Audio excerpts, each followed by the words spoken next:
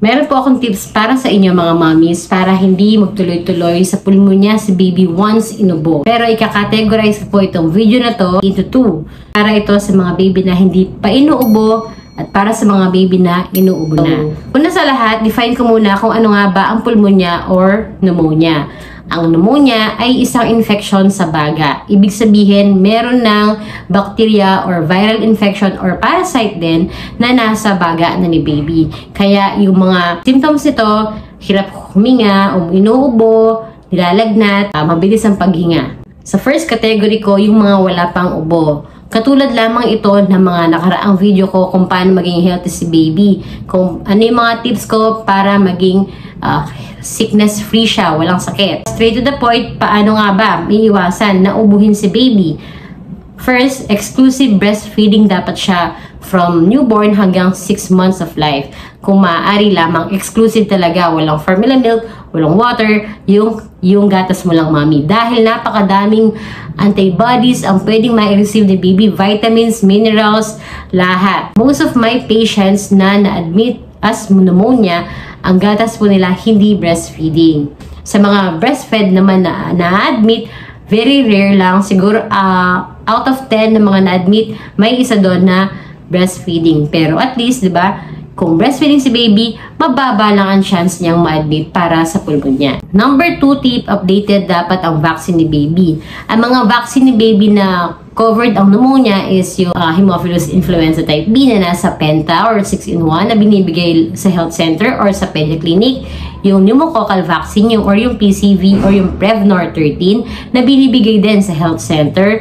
And of course, kung hindi kayo nag-health center, meron din yan sa pediatric. And number 3, yung flu vaccine na binibigay at 6 months of life at every year na rin. Number 3, para hindi ubuhin si baby, iwasan dapat makalanghap ng usok, especially ang cigarette smoking. May mga pasyente po ako sa hospital na ang laging sagot nila kasi nakalanghap ng usok. Nilalanghap nila yung panggatong or yung pangluto nila kasi yun yung gamit nilang pangluto. Ang ina-advise ko na is ilayo si baby. Next is cigarette smoking talaga. Kalaban yun ng baga natin. Alam nyo naman yan, kahit hindi baby, pati mga matatanda. Fourth tip para hindi ubuhin si baby, once may inubo sa bahay, lalo na ikaw mami, kailangan naka-face mask na kayo. Malaking tulong po yan. Malaking tulong po ang face mask, kahit yung surgical mask lang. Para kapag nagsasalita ka or nabahing ka, hindi mapupunta yung air droplet or yung laway kay baby. Lalo na yung mga mami sa nagpapadede, pwedeng ituloy ang breastfeeding as long as naka-face mask ka. Kasi nga, syempre, pag nagsasalita ka, meron talagang laway na napupunta sa air. Tapos, yung air droplet na yan, tatagal pa yan ng mga ilang minuto at malalanghap ni baby. Yun ang dahilan kaya siya mahahawa ng viral infection mo. Number 5, pag malamig na ang panahon, hinaan nyo na yung aircon kung naka-aircon kayo. At kung yung electric fan naman, huwag nang itutok kay baby. Kasi posible, nasisiponin talaga siya. At ang baby, hindi marunong mag-blow yan. Kapag hindi na i-blow ang sipon, posibleng uubuhin na talaga siya. At mapupunta na yung ubo or mapupunta na yung mucus or yung sipon sa lalamunan hanggang ma-aspirate na or yung masasamid siya. Diba? Kasi very immature pa ang kanilang lalamunan, hindi pa nila kayang lunakin yung lahat yon. Kapag nasamid siya, yun na. Doon na uubuhin, doon na magkakaroon ng pulmonya. Last, kapag sinipon si baby, neonate man yan or toddler, spray na agad ng panglinis sa sipon. Merong allergen dyan, kaya yan sinipon eh. Merong viral infection dyan, kaya yan sinipon or alikabok. So, ang gagawin nyo, lilinisin nyo na gamit ang pang-spray, no? Tinatanong ito lagi ng mga nanonood, anong brand daw na pang-spray. Kahit ano pong brand, pwede po kayo magtanong sa drugstore kung ano yung pwede pang-spray kay baby.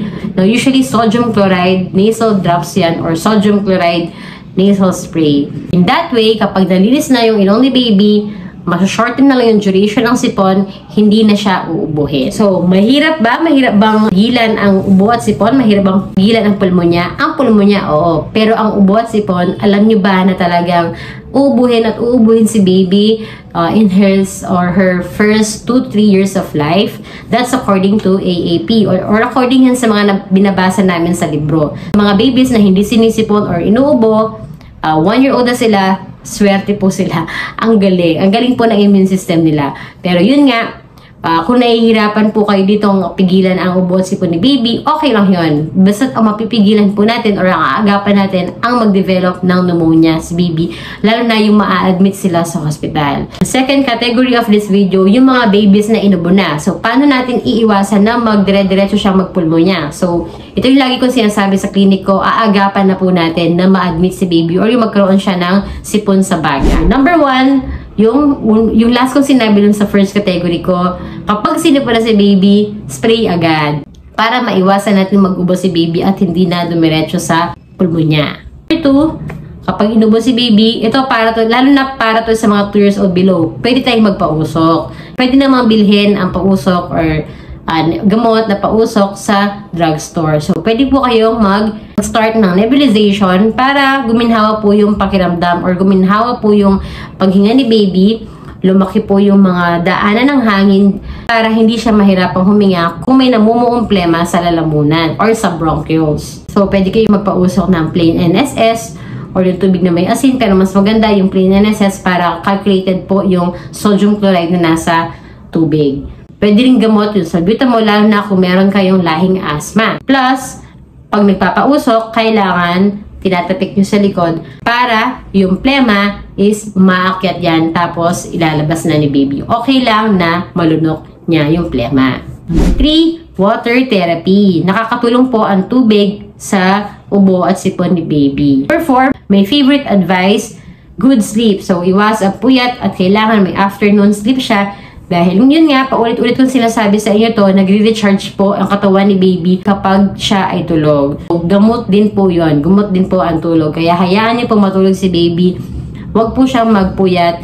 Kung matanda na yan, iwasan ang cellphone. Tayin nyo rin ang wifi. Number 5, para maiwasan ang pulmonya kapag inuubo na si baby, kapag 3 days na yan at ganun pa din ang ubo niya, lalo na kung nilalagnat, check up nyo na siya. Huwag nyo nang hintayin na lumala. Huwag na po kayo magtanong sa social media kung kailan dadalhin sa hospital si baby. Basta kapag 3 days na yan, umiinom na kayo ng gamot, ginagawa nyo na yung mga sinasabi ko, or hinahayaan nyo lang siya, gumagawa kayo ng home remedy, hindi pa rin okay yung kanyang ubo, please bring your patient to the nearest health institution like health center, government hospital, or clinics. Number 6, kapag inubo na si baby, pwede kayo mag-start ng vitamins, lalo na ang zinc sulfate. Mabilis po magpagaling ang zinc sulfate. Kaya naman, ina-advise ko talaga to sa patient. Hindi po kailangan ng reseta. Pwede kayong bumili over the counter. At kung tinatanong nyo kung anong brand, kahit anong brand po. Dahil hindi po tayo pwedeng magbigay ng brand